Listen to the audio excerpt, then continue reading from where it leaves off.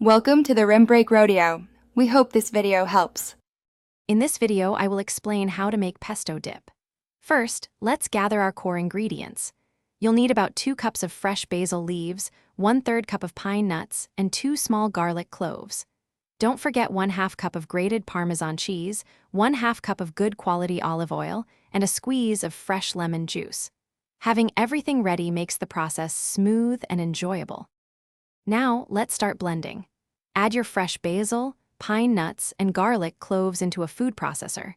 Pulse these ingredients together until they are finely chopped. You want a coarse texture, not a smooth paste just yet.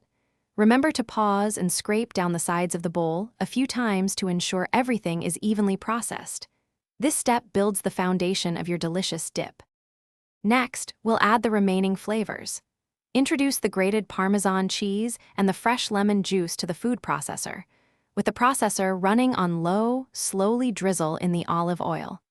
Continue blending until your pesto dip reaches a smooth, creamy consistency. Taste and adjust seasonings if necessary. A pinch of salt and pepper can make a big difference. Your homemade pesto dip is now ready to enjoy. It's perfect with crusty bread, fresh vegetables, or your favorite crackers.